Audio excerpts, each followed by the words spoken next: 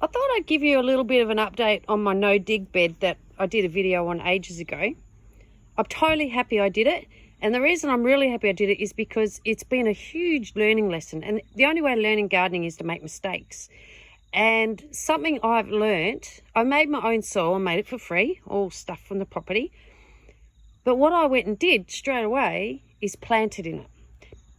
I planted mustards, I planted lettuces, little spinaches. They did well because they're low feeders, quick growers, but I also planted broccolis and cauliflowers and kale, heavy feeders, and they're struggling, really struggling. And that's it after a couple of months of growth.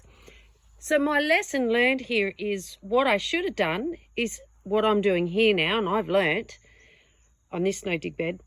I should have made my soil, I should have done it well in advance, but I was impatient. Made my soil, put all my stuff in a couple of months in advance, and then used it, whereas I made it and used it, bang, go. So although otherwise, alternatively, what I could have done is, just stuck to lettuces, stuck to little radishes, stuck to the little English spinach, and chucked in, well, it was winter, so chucked in a heap of peas because legumes feed the soil.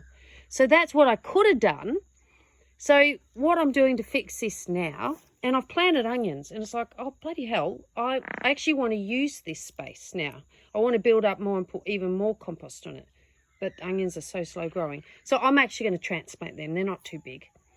So I've just been cutting off leaves from the mustards. I just left the roots in the ground. I'm just going to let them rot. I'm going to put some more compost on, and I'm going to cover it. I'm going to pull these up, and they got hammered in the storms anyway. So if you're going to do a no-dig bed, plan it well in advance so it sits covered with cardboard for a couple of months. And when you do first use it, plan it out if it's summer with beans or winter broad beans or winter peas, and just get that nitrogen in the soil, get them breaking down, and don't expect too much from it, because I have read since that it can take like a year to a year and a half until this bed starts performing. So that's what I'm going to keep doing, is just keep building up on this soil. I will plant it out again in summer, and I'll just put light feeders in. I've actually planned to put lots of beans in as well, bush beans, which will feed the soil. So, but instead, this one I did a month ago, and I think I did show you on a little video, and it's going really well. When you look under here, look at that. That's what patience gets you. Look at that. Look at all those worms. Can you see those worms? That's amazing. And covering it up makes all the difference too. It stopped all that hard rain getting on it. You got to protect it. And it's still really moist. Super, super moist. So that is going to kick ass this when I use this in summer. But again, I'm not going to put any heavy feeders in there. I'm going to put light feeders. Again, I've planned for beans. Oh, look what I just saw. Big frog.